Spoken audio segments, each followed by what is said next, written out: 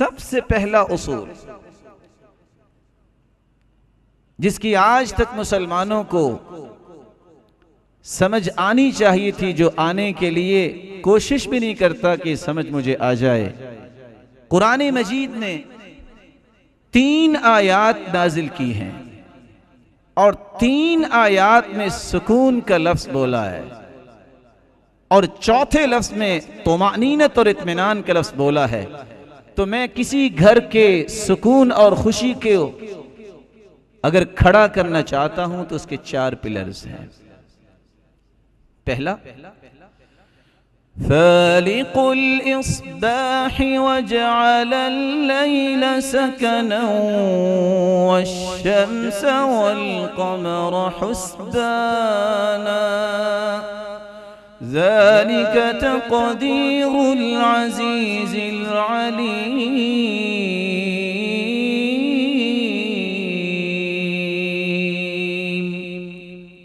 صبح کو پیدا کرنے والا بھی اللہ ہے۔ وَجَعَلَ اللَّيْلَ سَكَنًا، رات کو اللہ تعالیٰ نے سکون کا باعث بنایا۔ اور دوسری جگہ فرمایا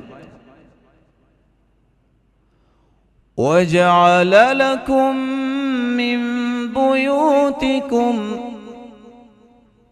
اللَّهُ الَّذِي جَعَلَ لَكُم مِّن بُيُوتِكُمْ سَكَنًا،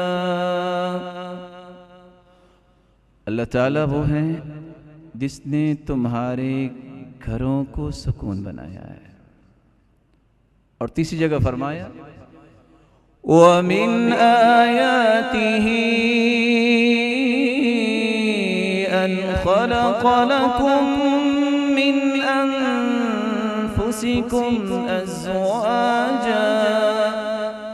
أَزْوَاجًا لِتَسْكُنُوا إِلَيْهَا وَجَعَلَ بَيْنَكُم مَّوَدَّةً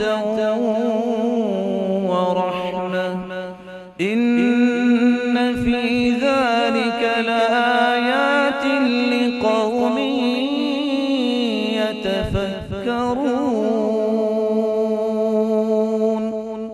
اللہ تعالیٰ کی ویسے تو بہت ساری نشانیاں ہیں، ان نشانیوں میں ایک نشانی یہ بھی ہے کہ اللہ تعالیٰ نے تمہیں اپنے نبی کے ذریعے پیغام دیا کہ نکاح کرو، یہ سنت ہے، اور تمہاری بیوی کو تمہارے لیے سکون کا باعث بنایا۔ اور چوتھی آیت اللہ رب العزت فرماتے ہیں الذین آمنوا وتطمئن قلوبهم بذکر اللہ الا بذکر اللہ تطمئن القلوب۔ ایمان والوں کا اللہ تعالیٰ نے اطمینان اور سکون رکھا ہے تو اپنے ذکر میں رکھا ہے، لیکن ان 4 آیات کو سمجھنا ہے۔ جو شخص یہ کہتا ہے کہ مجھے خوشی ملے، سکون ملے، اور اس کا گھر اب اس کے لیے باعث سکون نہیں، دنیا کے کسی کونے میں اسے سکون نہیں ملے گا۔ جو شخص سکون اور خوشی کا متلاشی ہے، اس کے لیے اس کی گھر والی اور گھر والی کے لیے اس کا گھر والا خوشی اور سکون کا باعث نہیں، اس کو دنیا میں کہیں بھی خوشی نہیں ملے گی۔ جو شخص فطرت کے بنائے ہوئے اصول رات کے اندر سکون نہیں حاصل کرتا، وہ دن کے اندر بھی سکون حاصل نہیں کر سکے گا۔ لیکن میں کیا کہنا چاہتا ہوں، کامل خوشی اور کامل سکون اس شخص کو حاصل ہوتا ہے جو رات گزارے اپنی بیوی کے ساتھ، اپنے گھر میں، اور اللہ کا ذکر اور شکر اس کی عادت ہو۔ کائنات میں سب سے پرسکون اور خوشیوں کو اپنے دامن میں جمع کرنے والا یہی شخص ہے۔ جو شخص کہے، آپ دیکھ لیں دنیا کے بڑے بڑے ہوٹلز پہ چلے جائیں، جو گھر میں آپ کو سکون اور خوشی ہے وہ وہاں نہیں ہو سکتی۔ آپ دن کو 4 گھنٹے سو لیں، جو رات کی نیند میں لذت اللہ نے رکھی ہے، وَجَعَلْنَا اللَّيْلَ لِبَاسًا، اللہ تعالیٰ نے اس کو لباس بنایا ہے، وہ دن کی نیند میں نہیں ہے۔ دنیا جہان کے لوگ آپ کو سلیوٹ کرنے والے ہوں، لیکن جو دل کی اتھا گہرائیوں سے محبت، احترام، اکرام آپ کو دے سکتی ہے تو آپ کی بیوی دے سکتی ہے۔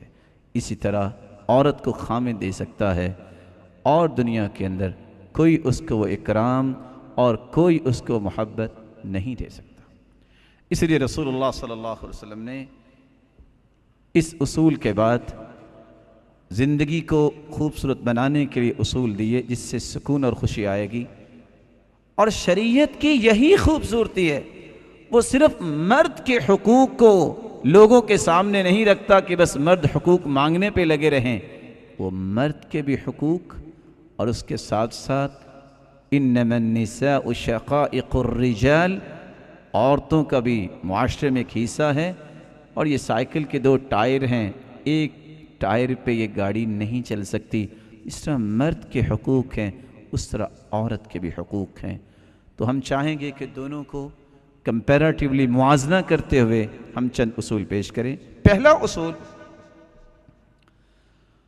خامد کی ذمہ داری یہ ہے، چونکہ وہ قوام ہے، وہ ذمہ دار ہے، گھر اس نے بنایا ہے، کہ وہ اپنی بیوی کی تعلیم، دینی معاملات، تربیت، گھر کے اندر دینی ماحول پیدا کرے۔ رسول اللہ صلی اللہ علیہ وسلم اکیلے تہجد نہیں پڑھتے تھے، آپ تہجد کے لیے اٹھتے اور آواز دیتے، قومی یا عائشہ، قومی یا عائشہ فاوتری، عائشہ تم بھی اٹھو، تم بھی تہجد پڑھو۔ آپ آواز دیتے، ایقظوا صواحب الحجرات، ان حجروں والیوں کو اٹھاؤ، لکھے یصلین، یہ بھی تہجد پڑھیں۔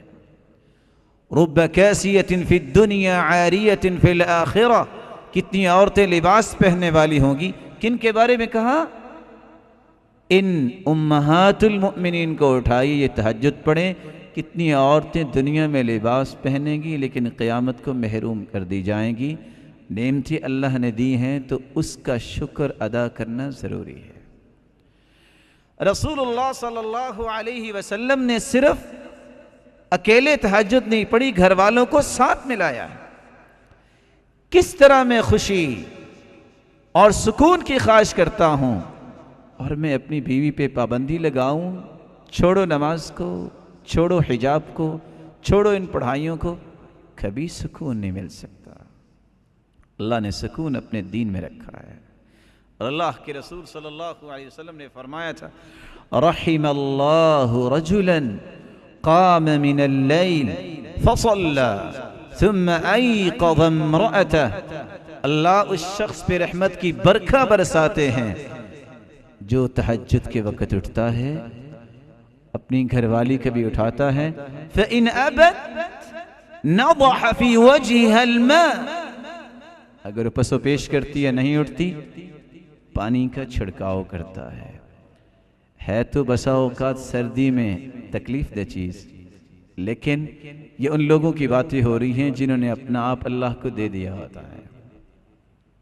وَرَحِمَ اللَّهُ امْرَأَةً قَامَتْ مِنَ اللَّيْلِ فَصَلَّتْ وَأَيْقَظَتْ زَوْجَهَا فَإِنْ أَبَى نَضَحَتْ فِي وَجْهِهِ الْمَاء، اور اللہ اس عورت پہ بھی رحمت کی برکھا برسائے جو خود تہجد کے لیے اٹھتی ہے، اپنے خامند کو بھی اٹھاتی ہے، اگر وہ پسو پیش کرتا ہے پانی کا چھڑکاؤ کرتی ہے۔ لیکن جہاں میں ایک چھوٹی سی تنبیہ ادباً بیان کروں گا، یہ چیزیں پہلے بیٹھ کے سمجھ لینی چاہیے۔